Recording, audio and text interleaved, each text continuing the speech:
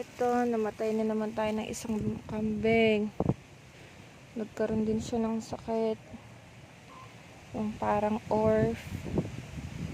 Hindi siya nakasurvive kasi buong katawan na po lumitaw yung mga ano niya, sugat-sugat. Sayang. Isang beses pa lang naman siya nanganak. Hindi ko siya ililibeng.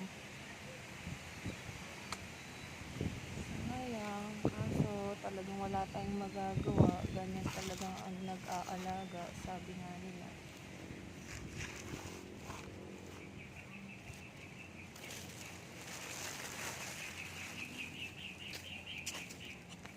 Bye-bye, baby girl.